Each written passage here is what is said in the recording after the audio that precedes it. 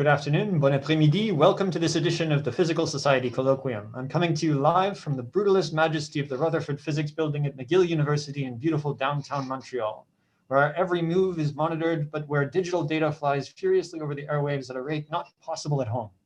Before I pass to the host, I will quickly explain the plan. First, everyone in the Zoom session should take note that your image and/or voice may be recorded and broadcast live via YouTube. If you prefer not to be recorded or live streamed, please log off of Zoom and join us via YouTube.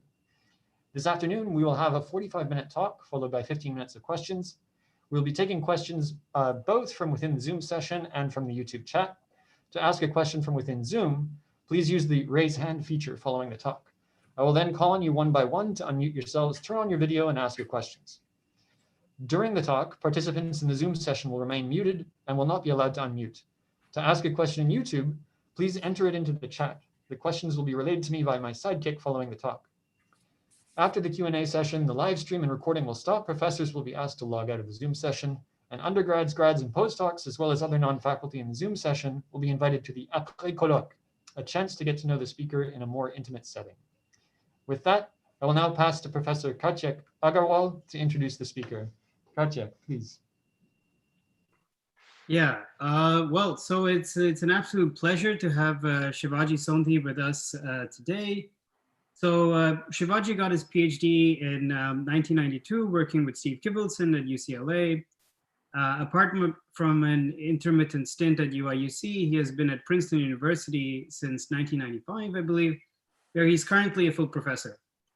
So Shivaji has made several important contributions to condensed matter physics, starting with the discovery of skyrmions in quantum Hall systems, the prediction of magnetic monopoles in spin ice compounds, and more recently, the discovery of what we really think of as a truly non-equilibrium quantum phase of matter, which some people call time crystals as well, so something you might know better by.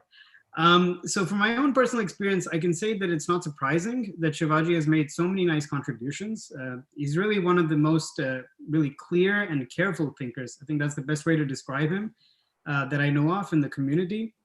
So of course, these efforts have been, he's been given several awards for these efforts, the most recent one being the Humboldt Research Award and the EPS Europhysics Prize. Another thing about Shivaji, which any person who knows Shivaji will tell you, is that he's not just a physics person. He's always been very interested in geopolitics. And in the past, he has founded and directed programs at the Woodrow Wilson School at Princeton to this effect, including one on oil, energy in the Middle East, and more recently, a program he directs called India and the World. So it's perhaps not surprising that, with his wide set of interests, Shivaji has set sight on, using physics to understand one of these most pressing challenges of our situation today. So I think we're all really looking forward to your talk and knowing about how, physics can help us understand the propagation of COVID. So please take it away, Shivaji. Thank you, Karthik, for that kind introduction. I assume you can hear me all is well? Yes, we hear you well. Okay, I'm going to make one suggestion to maybe either Karthik or Bill, which is to say that during the first 45 minutes when I'm talking, I realize that most people are not encouraged to interrupt. But if I'm being particularly obscure at some point, please, on behalf of the audience, if you'll just stop me and ask me to clarify, I think that would be. Yeah, I think people are welcome to enter, if they're in the Zoom session, you're welcome to enter questions into the chat, and I will do my best to interject if there is a question that can be clarified. Perfect. Okay. All right. So, I will apologize in advance for my slides, which will be in two groups. The first are unreadable and handwritten, and the other are beautifully done by someone else.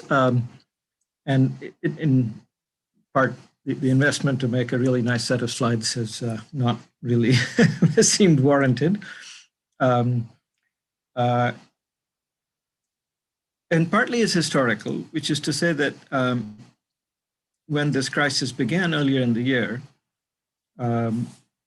initially I got intensely interested in it, which led to the work that I'll describe to you, which was actually motivated in a very detailed way in an engagement with the challenges of managing COVID in my home country of India, which is why you'll see that the last person thanked on the slide is Professor Vijay Raghavan, who's the principal science advisor to the government of India. And so it wasn't just an exercise in theory, it was something that was being done in the middle of direct conversations. Many people were involved in India and outside India in helping the government of India think about this possibility, and it eventually resulted in the issuance of an app, which has got maybe 150 million downloads. So by some definition, the word had impact, but on the other hand, it hasn't solved the problem, and I'll come back to why that is at the end of the talk. Okay, so the idea I want to get across to you is this notion of, which we tried to call digital herd immunity, and I hope the term will still catch on because it has a certain aspirational character.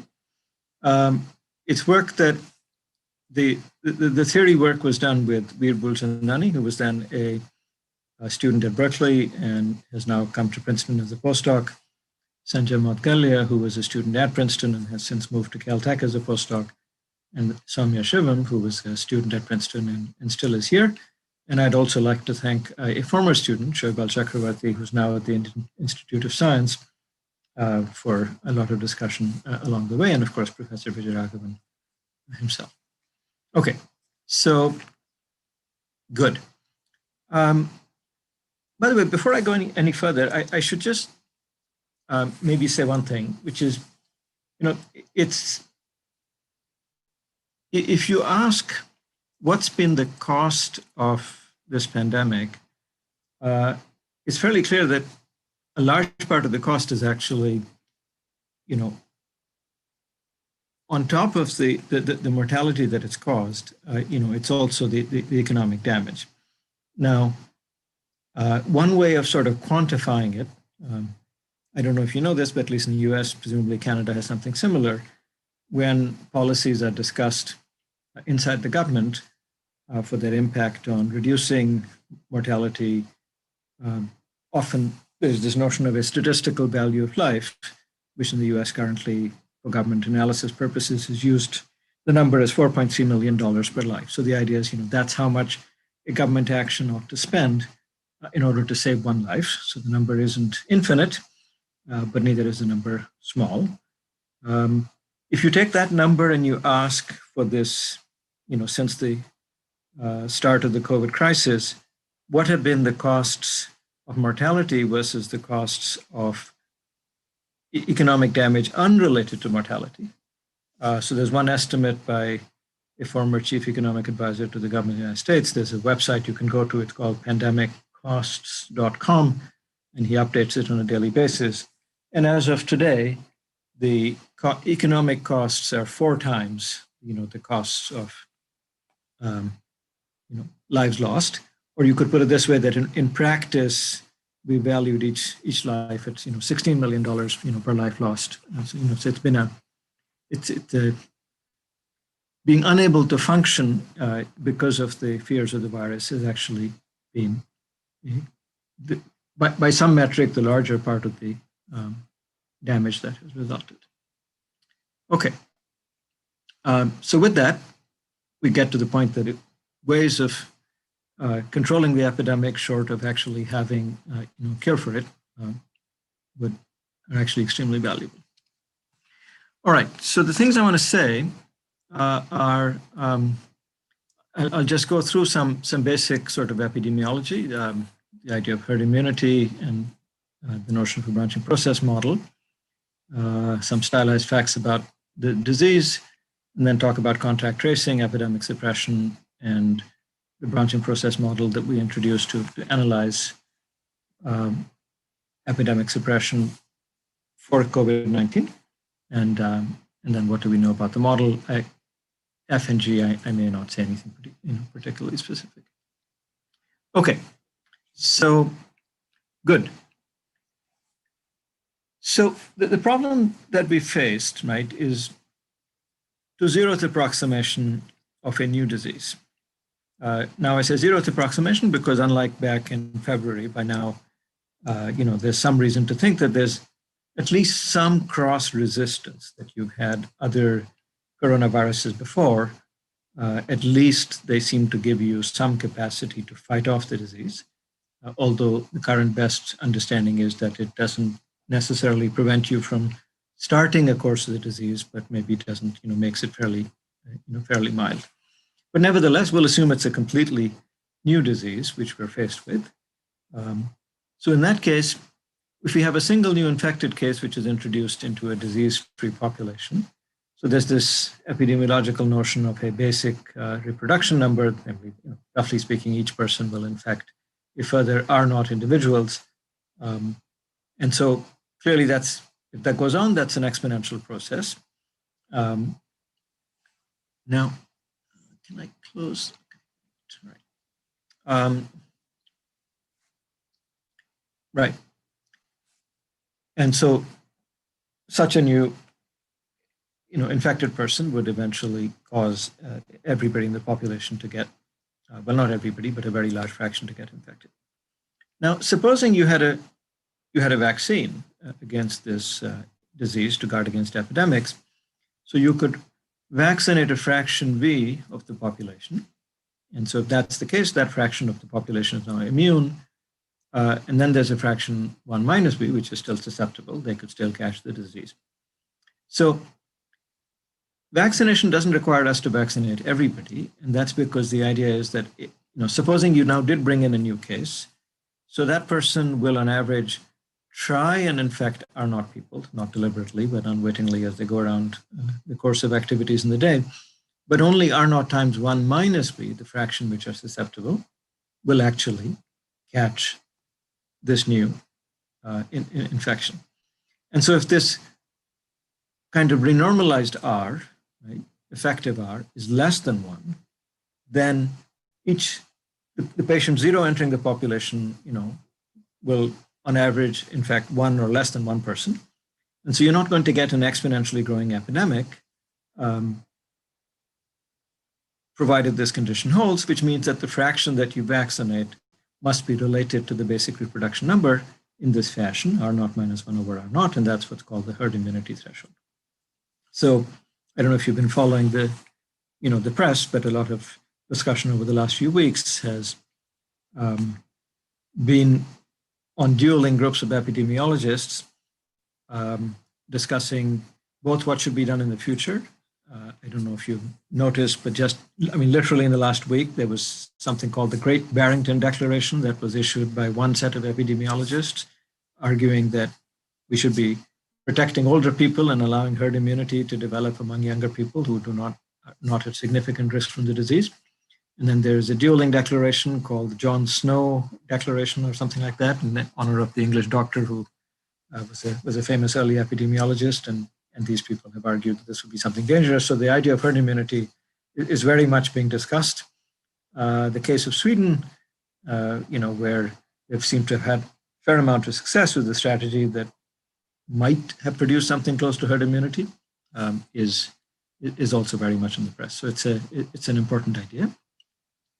Now, if R0 is 3, which is one of these estimates for COVID, then the fraction that you have to vaccinate has to be greater than 2/3, which is about 66%.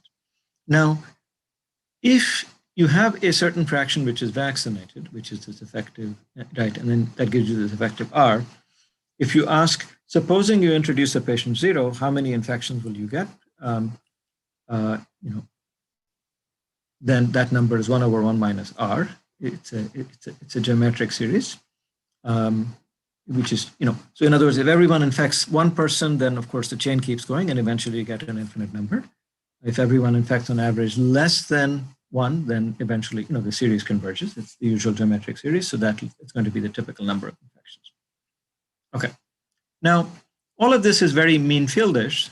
So as physicists, you might say, well, what about fluctuations? After all, a given person may run into, may not infect the next 3 or may infect all 3 of them.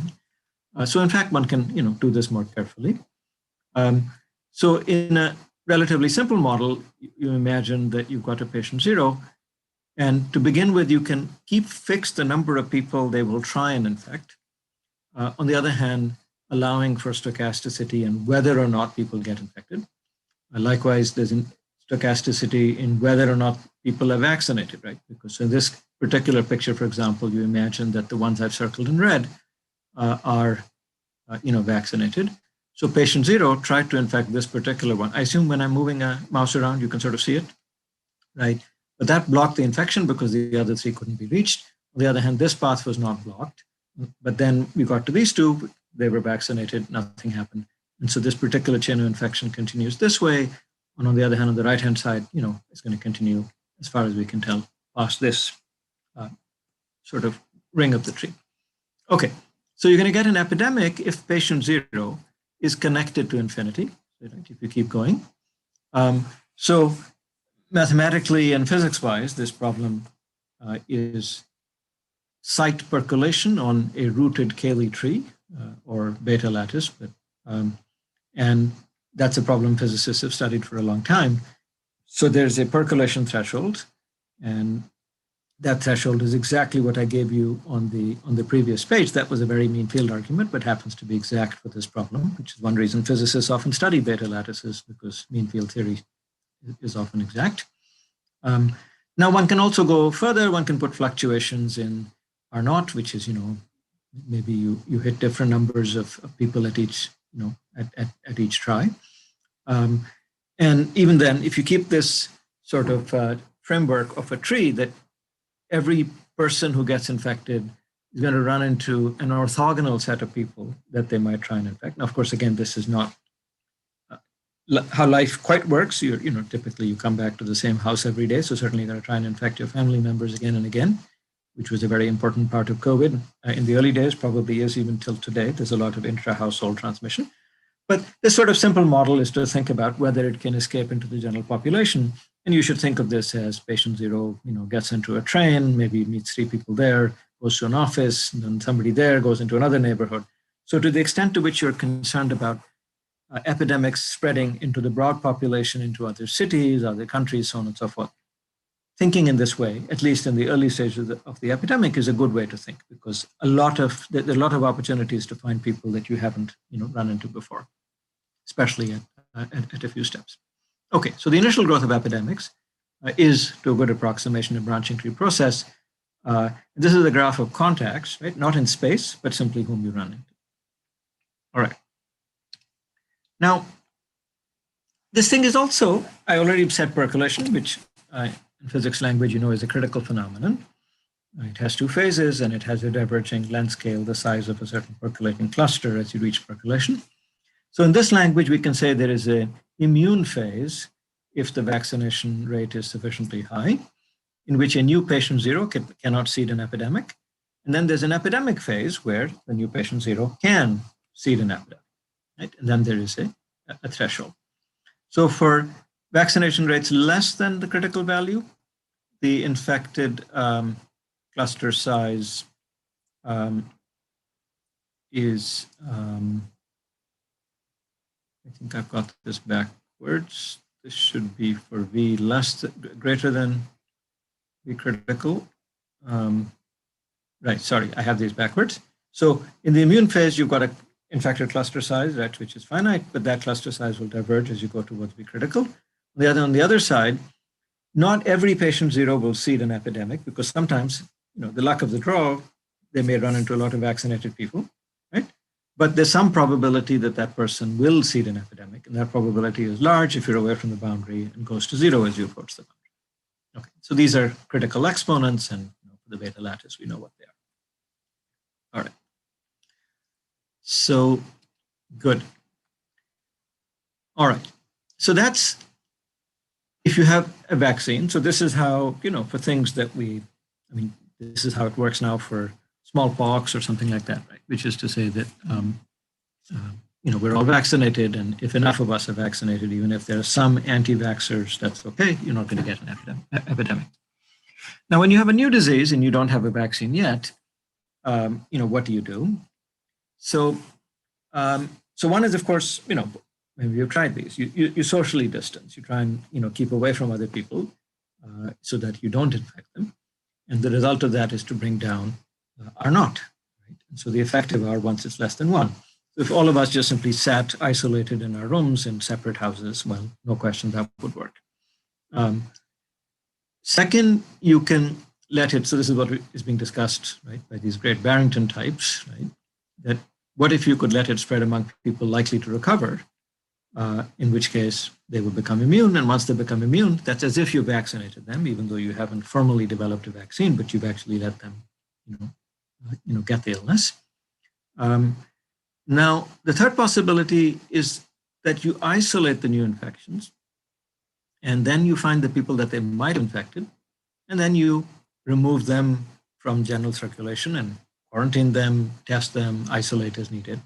And if that's the case, you can presumably hold in a meta-stable equilibrium, right?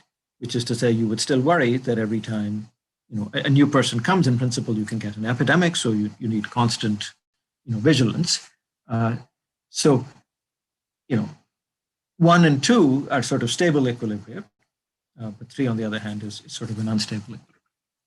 Okay, so as you can see with lockdowns, we've done 1. 2, we have not tried. Although effectively this has happened in at least one city in India, where it looks like maybe about 60%, in Bombay got infected, at least in parts thereof, and effectively there might be genuine herd immunity there. Some version of 1 and 2 has probably happened in Sweden, at least in parts thereof. People are somewhat socially distanced. On the other hand, Stockholm maybe had 20%, exposure. New York City might be like that also, by the way. And so that as long as people stay socially distant, they're enough immune that maybe the combination of 1 and 2 is effectively produced a herd immunity. All right. The thing that hasn't on the whole worked, except in China, Taiwan, in the Asian, sort of settings, in the West it hasn't worked, or outside of those Asians is item 3. Okay. All right. Okay. Now I was foolish and I didn't start so I'm probably going way too slowly. How much time do I have left? You have, I would say, 25 minutes or so. Okay, all right. So let me start a timer myself. So, okay. All right.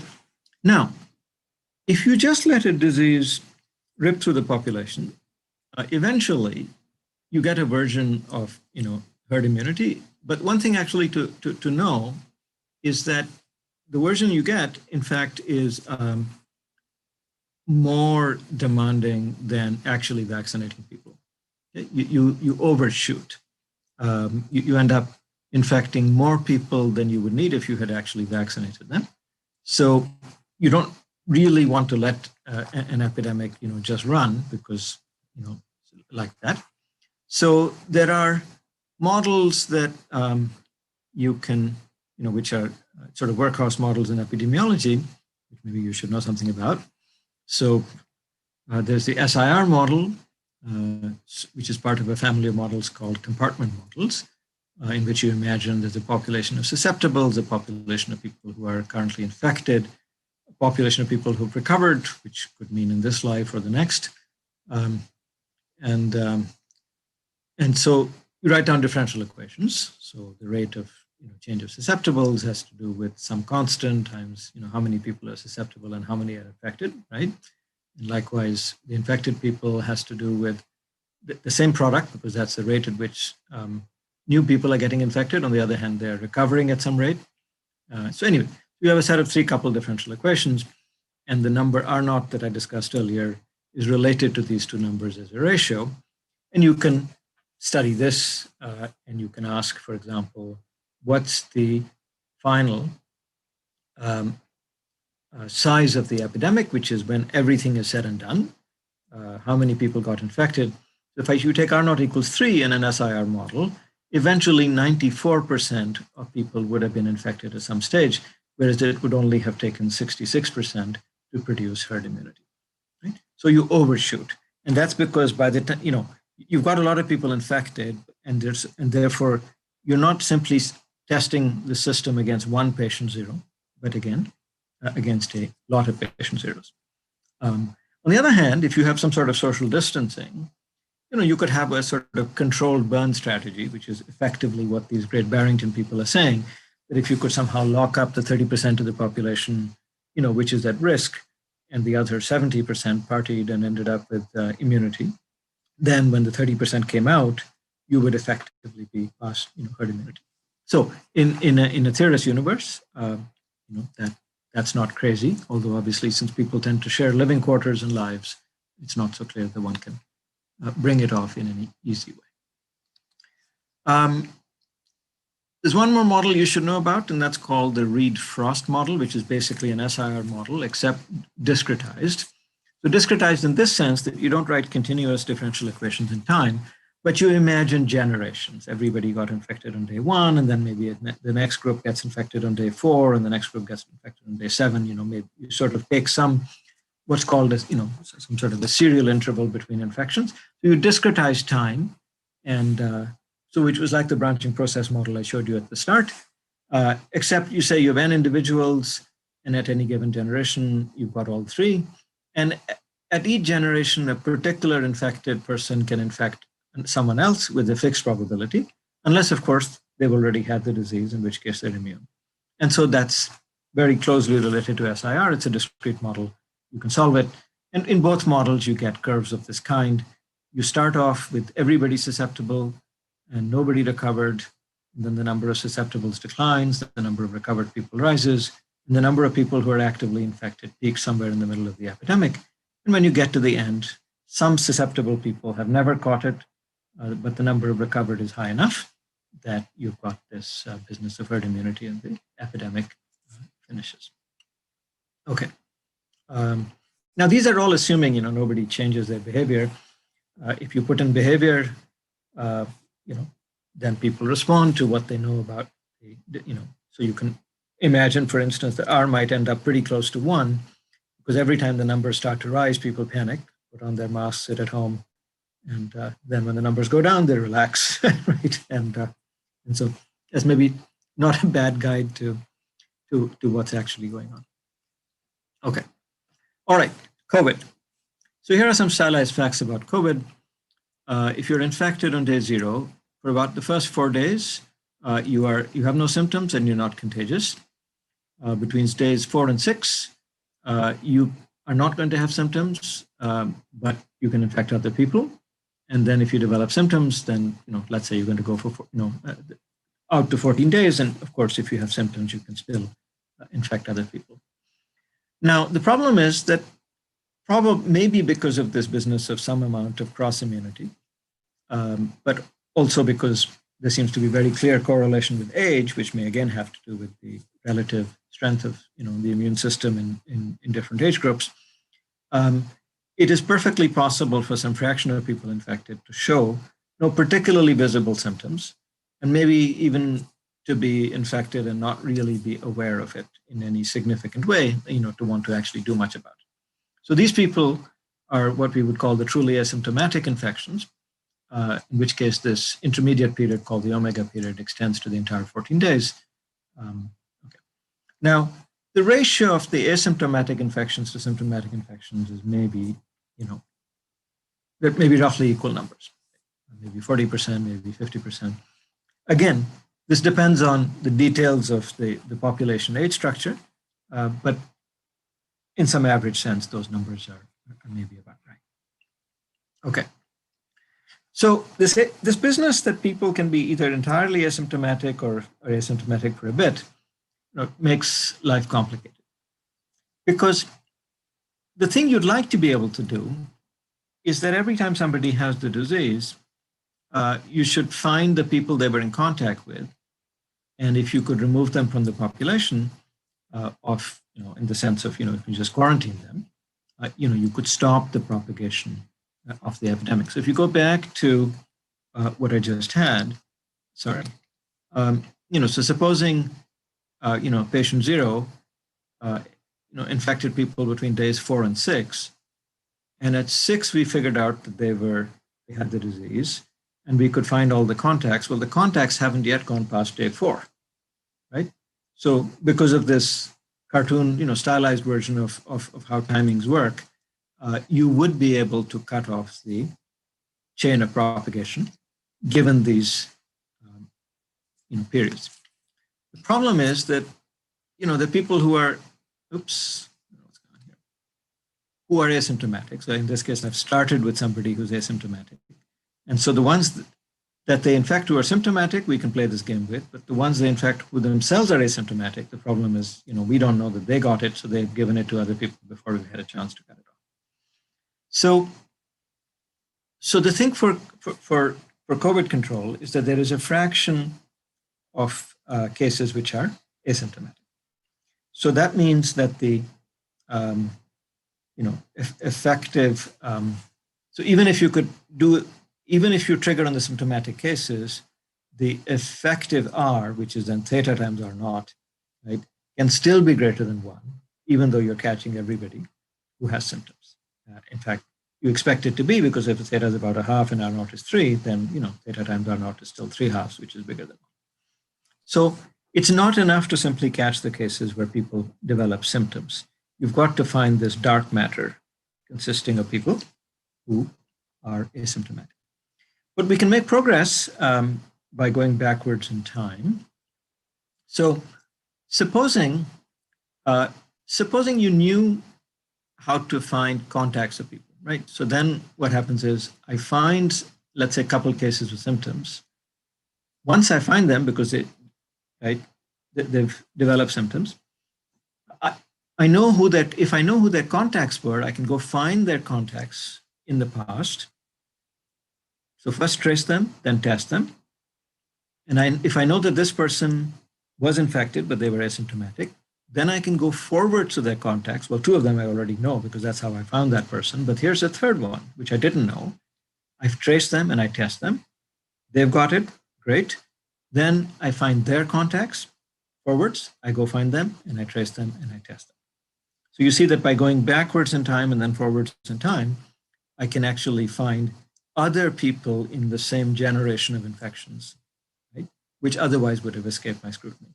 And if I can find enough of those, I can bring the total effective R naught down below 1 and control the epidemic. Now, the usual problems of contact tracing are, one, if somebody asks you, who exactly you ran into in the last, 5, 6, 7 days, you might have a tough time remembering exactly where. And also, somebody has to find you, somebody has to sit down with you, somebody has to make phone calls, and all of this slows it down. Whereas if you look at the numbers I was showing you earlier, if you find somebody, you may have a couple of days in which to find their contacts before they start to infect other people. So you really want to be able to do it, extremely quickly. Now, in the smartphone era, in fact, this is possible. Right? I mean, we all carry smartphones, and if you could get these devices to remember whom we met, then everything is electronic. You could identify these people as well as contact them extremely quickly. And then the only remaining issue would be setting it up in such a way that people are willing to take part in it, and setting up the biological correlate, which is that of actually testing for the disease, in a way that's reasonably efficient in time. It doesn't have to be infinitely efficient, because the people that we contact maybe could just be asked to sit at home for a day or 2. But on the other hand, you can't say to them, we'll test you in 6 weeks. All right, good. So, okay, so the basic notion then is that one can maybe deal with a disease like COVID, and particularly COVID, by turbocharging the business of tracing contacts and testing people, by having people use their phones to keep track of their interactions with other people, as well as making it possible for them and other people to be contacted in this fashion. All right. Good. So I think I described all of this. Okay. So one number I already introduced is the fraction of symptomatic cases, which I called asymptomatic cases, which I call theta. And then another number is phi, which is the fraction of people that we will persuade to carry these smartphones, right, these apps. And so they are going to be members of the contact tracing network who have agreed to play along. Okay, so you're then imagining that there's some sort of a phase diagram in which there are two axes. There's the theta axis and then the phi axis. So when theta was 0, everybody was symptomatic. So that was this, this line. And the fraction of people carrying the phone is phi. And when theta is 1, everybody is asymptomatic. And the claim is that in this region, in this phase diagram, there is some line which separates a region where the effective R is less than 1, so that a patient 0 cannot seed an epidemic, and then a region where a patient 0 will seed an epidemic. And again, as I described earlier for the case of vaccination, the probability that you seed an epidemic is never 1, and it will decline monotonically as you approach this phase boundary. On the other side, patient 0 will typically seed a cluster of cases, and the size of that cluster will diverge as you approach the phase boundary. So it's a continuous transition, and things will meet. Now, in the case of... Sorry, you have about 10 minutes left. Okay. So in the case of herd immunity, the idea was every individual was not immune, but the herd was immune because, an epidemic couldn't take off, right? So that's how we work with vaccination.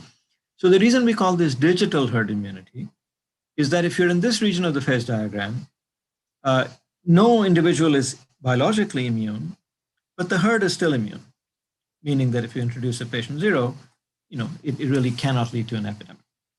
So I personally think that this term is warranted, although I've noticed that actual epidemiologists don't like it.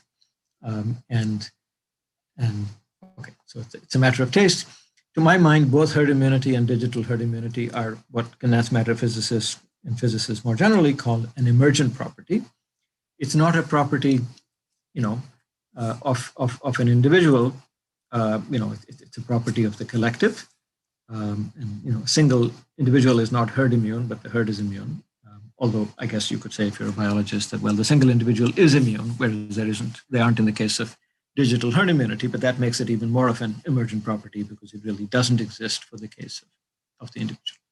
Okay, so that's the idea of digital herd immunity. Okay, so in the remaining 10 minutes, I can give you now a slightly more detailed sense of the mathematics. Good. So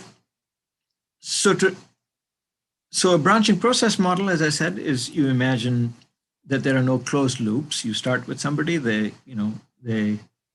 contact other people who then contact other people, but you don't worry about closed loops. You don't get back to the same people. In the Reed-Frost version, you build in the possibility of coming back to the same people. So the branching process will describe Reed-Frost, can be embedded inside Reed-Frost in the limit that you have a very, very large number of people. And you're looking at the initial stages of an epidemic, so you don't worry about these closing loops. So formally, you can take the limit n goes to infinity first, and then you're describing a branching process model, which will give you a description of the immune phase all the way up to the phase boundary. Once you go past the phase boundary, then you have to look at the full Reed-Frost model and then ask questions about what fraction of people got infected. Okay, so for our problem, so the mathematical problem is I've got a tree and each node is one of 4 types. Okay, so go back here. It could be type CA is a person who's on the contact tracing network, carries a phone, and has the app, and is asymptomatic. There could be type C and S, carries a phone, has symptoms, is not on the network, asymptomatic, not on the network, symptomatic.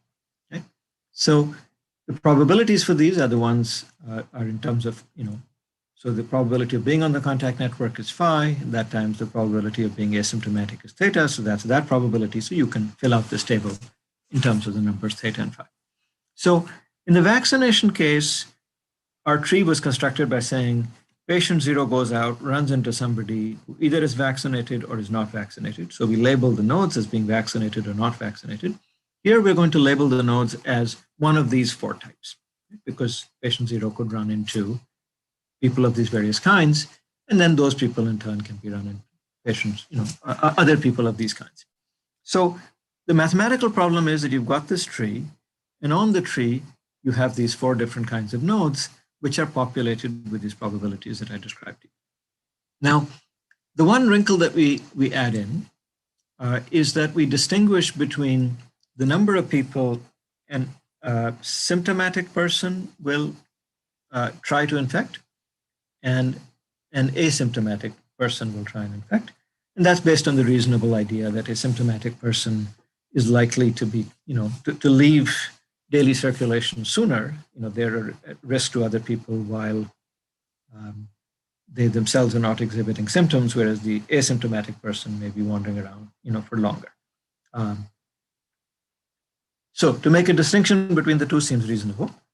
And in this case, for instance, we've chosen to, in our modeling, to have the symptomatic people have a smaller basic reproduction number than the asymptomatic people.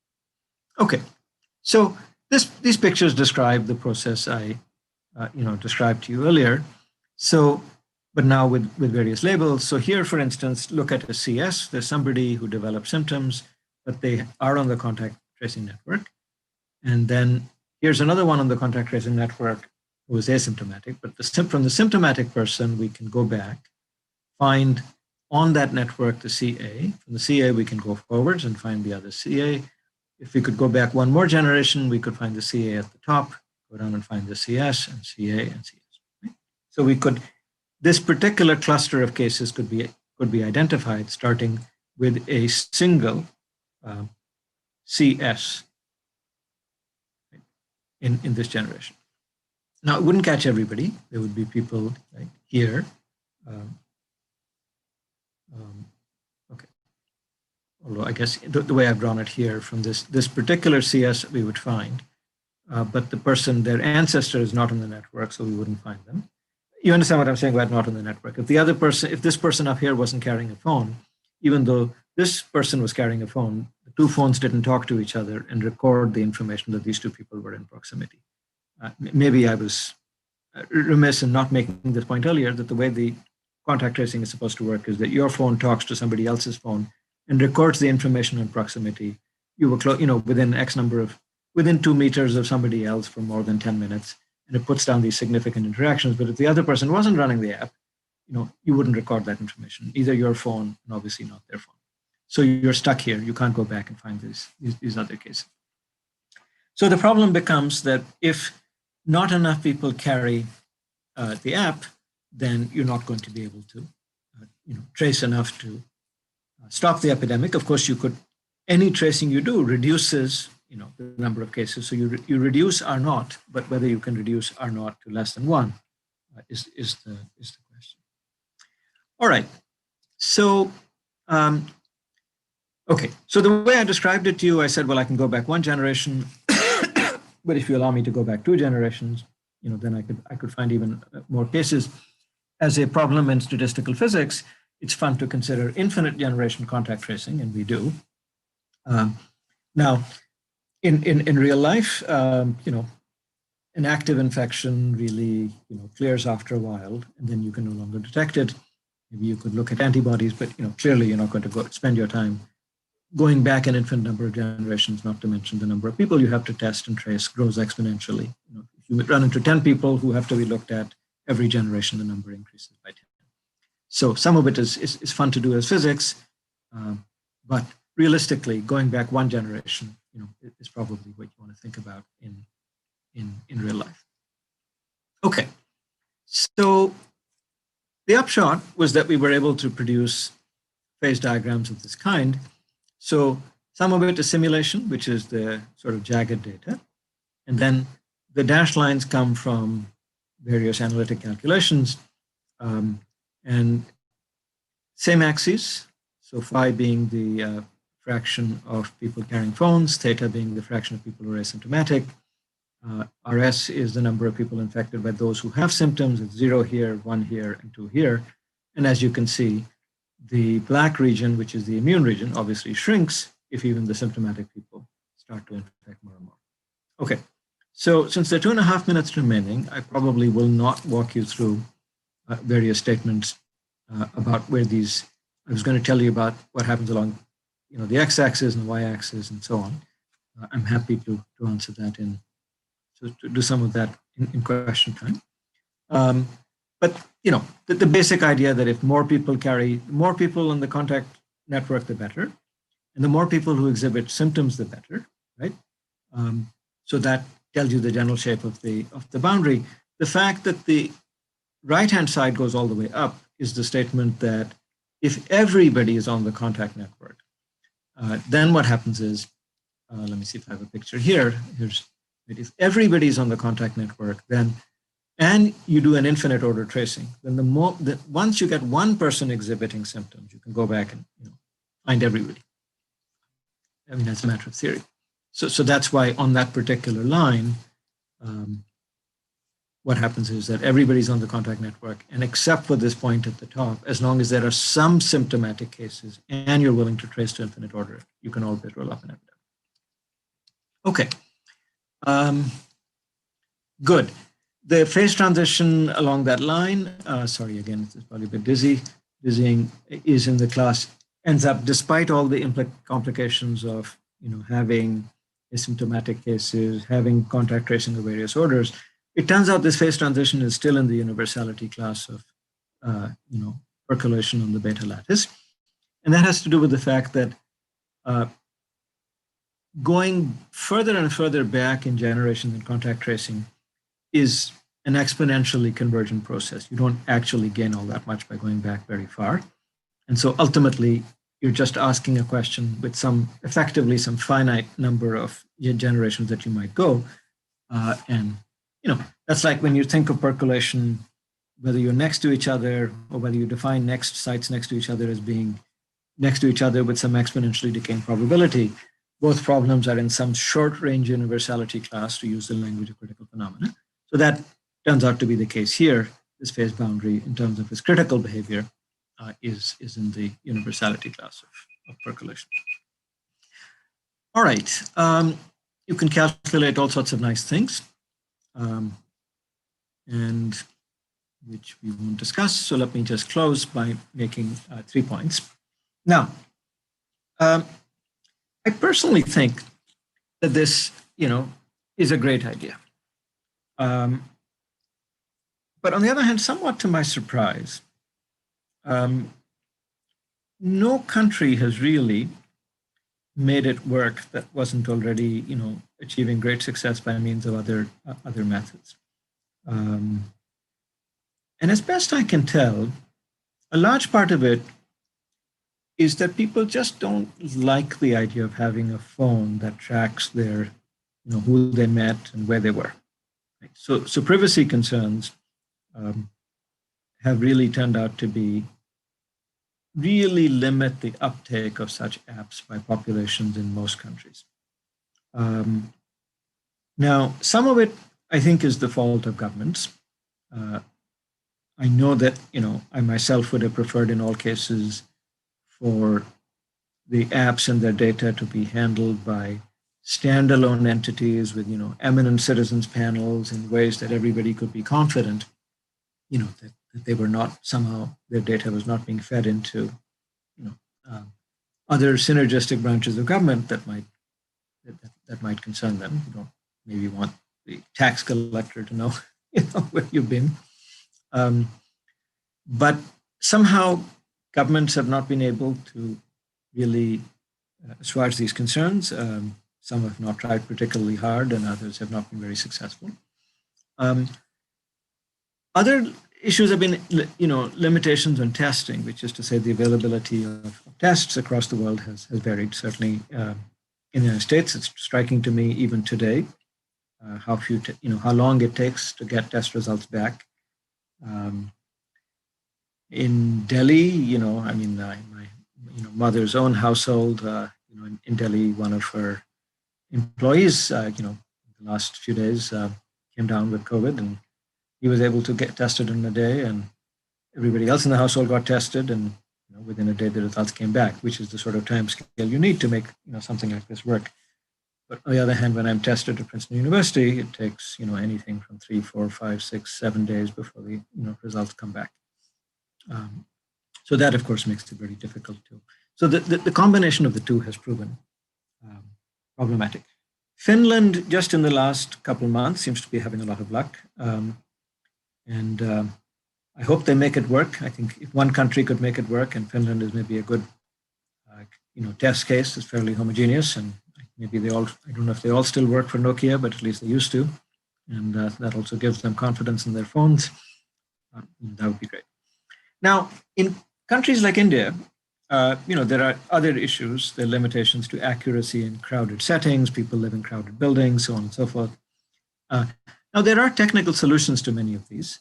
They all involve a balance between privacy and accuracy, because there's all sorts of information that your phones exchange with cell phone towers and things like that in principle could be used.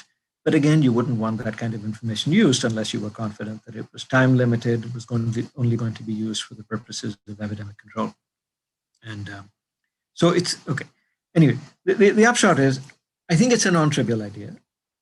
Maybe, I think it's still useful. I think that the economic costs of, the pandemic have been staggering, and you really shouldn't go on like this.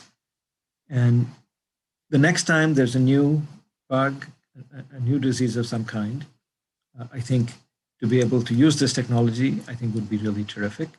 I could imagine that even under normal circumstances, perhaps it can be used in ways to, we get the flu every season, it spreads in various populations. And it doesn't have to work off your phone, right? I mean, you could imagine a standalone device which you wear on maybe your Fitbit, has a small contact tracing, sort of thing. So it's completely separate. There's no danger that anything there is going to read off or maybe a totally new device which you put on, for the period of an epidemic. So I guess what I want to say is the idea itself, I think, is new. It can be done in a certain way. It's a non-trivial idea.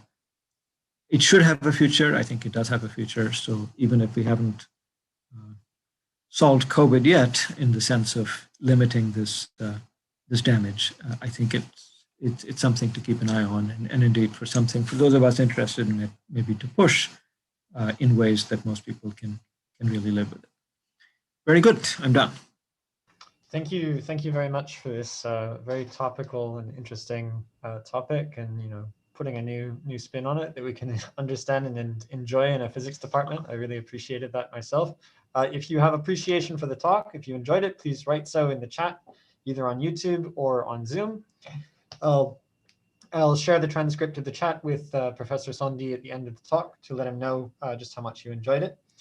I have a question already loaded in the Zoom chat, and I'll go to that one first. If you have other questions and you would like to ask them in person on Zoom, please use the raise hand icon. I see there's already one raised in there. If you have questions on YouTube, please go ahead and type them into the chat there, and they'll be passed to me by my associate.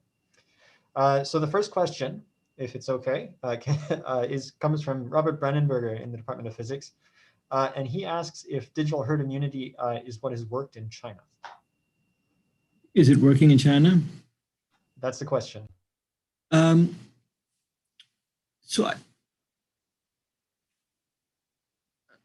Certainly, okay, so I actually don't know what the story is today, but I remember reading in the early days. Okay, so the Chinese app, and by the way, this is also true of the Indian app, it does play a role, in terms of giving you information, maybe also having you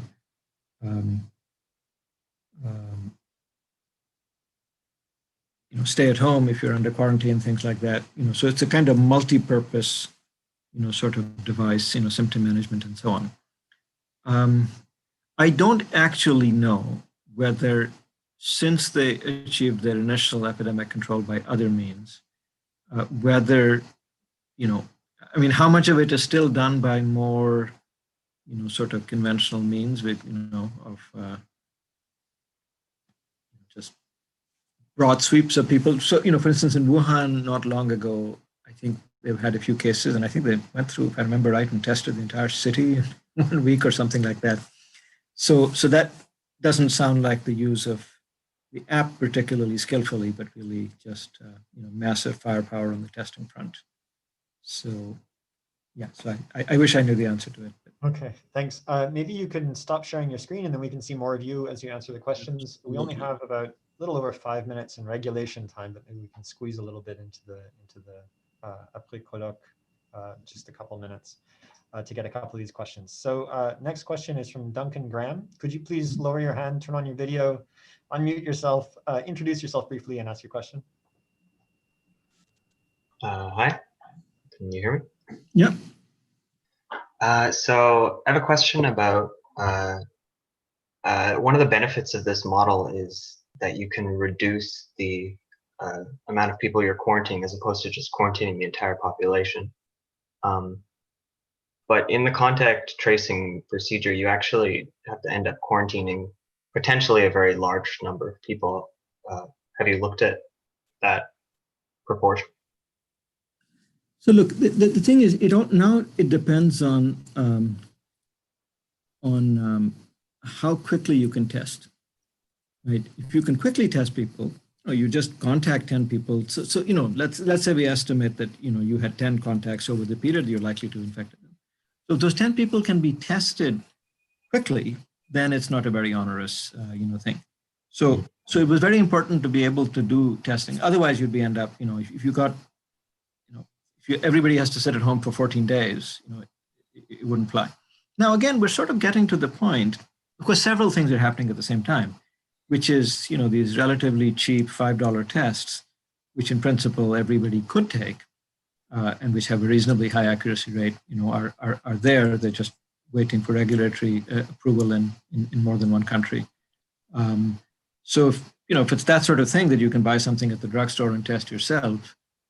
Now, of course, at the same time, we're getting actual vaccines. So I don't know quite how this is going to work.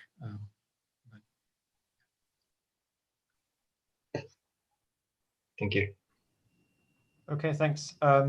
We had a raised hand, but the raised hand is lowered. Maybe the question's been answered. There's another question from the chat. I will ask it anonymously because the raised hand has come back. Rabia Saibold, if you would like to unmute yourself and turn on your video, briefly introduce yourself and ask your question, please go ahead. Hi, I'm Rabia Saibold. I'm a postdoc at McGill here in theoretical biophysics. Thanks for the nice talk. I have a question about the interpretation of your results because I looked at your phase diagrams and my first interpretation was, oh shoot, so that's why people don't go for the smartphones as the main option, because they seem to be more against your argument. They would be a good way to go because they were if you look at asymptomatic cases being more than 50, maybe 80% of all cases, and then the curve gets really, really small there, you would need 99% of people using their smartphones. Okay, no, that's the reason we did the calculation was exactly, we were worried. So first of all, we needed to know that the number was not 100% when it was 50%, right? Because we were, before we did the calculation, if the number was, if the phase boundary really terminated, earlier, then that would have been hopeless. So it's not actually 99%. It's more like, sort of, 80% or something like that. I forget the number precisely, but it's around that. So it's still large. There's no question. Now, actual smartphone coverage in populations in terms of people carrying smartphones is of that order, right? I mean, even in India, if you look in the urban areas, the percentage of people who carry smartphones is high. The people who carry any phone at all is actually extremely high, right? And it turns out there are other ways of including non-smartphones into this kind of network. It turns out you can do it. So it really was doable. But the other aspect of it is you should think of this as, you want to reduce R0 from 3 down to 1. Now, many things contribute. Some number of people already got infected. Well, they're effectively immune. Some people carry smartphones. Well, that reduces it further. Some people socially distance more, So if you add the effects, so it certainly reduces what you have to do, even if it isn't perfect by itself. But you can, it is possible, knowing the numbers for populations of people carrying phones, to actually do it if everybody cooperates. I had I have a similar question about the same thing, basically. In the end, there's not only smartphones, there's also regular contact tracing. So do you know how they would act together? Is there any kind of interaction possible, or is this really separate? How would it change the numbers? Right. So the way it works in India, for example, I can tell you there, is that, so this is one of the many ways in which I think the idea, the full idea hasn't really, so far, I think been really made to work. Although again, I haven't really kept track over the last few months of all the progress in the area. So in the case of the Indian app, what happens is that, the app is run by one ministry, which is the electronics one. And then there's a health ministry, which runs the more conventional contact tracing mechanism. So the way it works is that the digital app will, send information on contacts over to the health ministry, which will then call to contact the local person and so on, right? So you certainly can synergize in the sense of, and local health officers in the provinces and cities in principle have the capacity to look up data on the system and so on. Now, all of this becomes in some ways clunky because, each time you have to transfer information, you lose time. And one of the main reasons to go this route is to not lose this valuable time from the diagnosis of one person to testing and, isolating people who are on the other side. So the perfect system would be, but you can certainly transfer information back and forth. In the township where I live in, and I don't know what it's like in McGill, here contact tracing is still done, by phone. There's a local, it's a person who calls, and which I find a bit silly. I've got this stupid thing with me all the time. It'd be much more sensible to get a ping on it. But anyway. Okay, thank you. Okay, thank you very much. We have one more question, so time for just one more from Karthik Agarwal. Professor Karthik Agarwal, could you please unmute? Yeah. Hi, Shivaji. Thanks again for the really nice talk. So I was wondering what effect does super spreaders have on this? Not just maybe starting with the statistical problem. Mm-hmm. Then also practically speaking, since you need to kind of not let your graph grow too much. That's where you want to apply your. Right. So look, you can. So as a statistical mechanical matter, so Soumya has done some calculations. You can, you can model super spreaders as a distribution of nodes. So that some nodes infect more people than other nodes. And so you can make some assumptions about what the distribution looks like. And so it tends to reduce the thresholds, right? So that's in terms of, just sort of statistics. Now, obviously, if you could say, super spreaders. So the thing is, in COVID, there's no real evidence. Actually, I'm not completely sure. At least initially, the wisdom was that there were super spreading events, like indoors, lots of people met, but not particularly infectious individuals in the sense of, putting out more virus. Okay. I see. Okay. Right. Okay. But nevertheless, so if that's the case, you could say, well, somebody's working in retail, they're going to be running into a lot of people, right? You want them as part of the contact tracing network, for sure, and so on. Look, I would say that having, I think a lot of, what's interesting is most of the barriers to being able to do things rationally are institutional. They're not particularly technological. Where the institutions are well aligned, which I think they are, for instance, in the biomedical realm, at least to some extent. If you look at the progress in vaccines, everybody agrees that the time scale for coming up with vaccines is just fantastic. That they've never been made as rapidly as ever before in history. So the vaccine route is a very well laid out one. You do this and you do that and you do that and you do that. Whereas for this digital app, it's just terra incognita, and it's not part of the public health infrastructure. And that's partly epidemiologists don't think of it, but also there's just not a sort of well-known route for it. In other cases, in terms of testing, rapid testing, approximate testing, there the institutional structure has ended up again being an obstacle, which is to say the FDA, for instance, certainly in the United States, the FDA has not cleared, and I think, approximate tests with anything approaching the speed with which, I think it would be useful to clear them. And that's because they have this sort of standard where the individual test has to be highly reliable. But if you think of it statistically, you would say, look, a test that works 90% of the time in the middle of an epidemic is, actually better than having nothing, right? So this statistical way of thinking in which you ask yourself, what does it do for epidemic control, isn't really built into the system. So institutionally, I think it's proven very, very difficult. I mean, obviously, East Asian societies on a different metric have done well in terms of, measures which could be justified by the interests of the herd. The Chinese are the most striking example. Obviously, we couldn't and wouldn't want to do that sort of stuff here. But I think going forward, somehow, if one could reform the institutional structure so that disease control is not only viewed through the biological lens, I think that would be useful. I just want to say, as a physicist, I think there are other things that should occur to physicists, which we have a masked man on Zoom, but in fact, he could be wearing something much fancier, not this sort of simple mask, but something which has positive pressure. So you can buy on Amazon for $60 a device that the air goes through a HEPA 13 filter, then through a little tube, goes into an N95 that you put on your face. It doesn't have to be particularly tight because the air gets sort of pushed into it.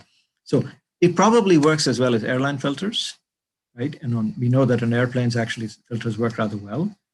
You could do something better. In fact, the company LG has just announced that it's going to sell you in a few months something which also has an ultraviolet chamber on top of an N95 filter, which is going to sit on your face.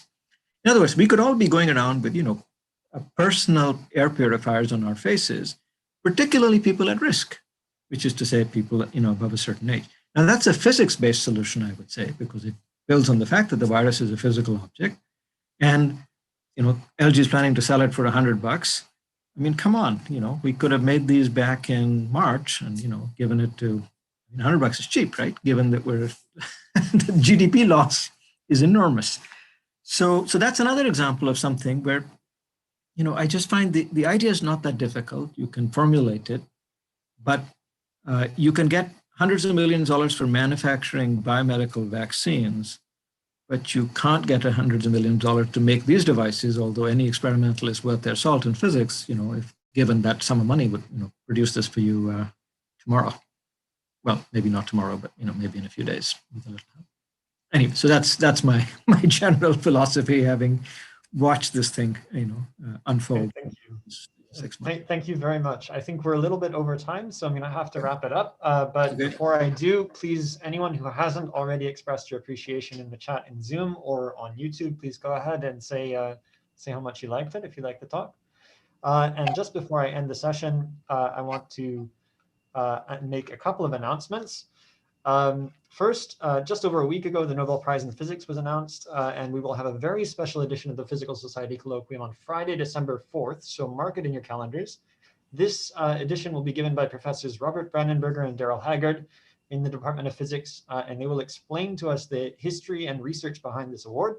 The title is Black Holes, the Nobel Prize in Physics 2020.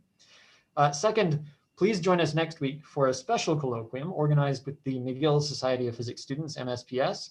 The speaker will be Professor Brian Gensler from the Dunlop Institute in Toronto, and the title of his talk is New Views of the Magnetized Sky.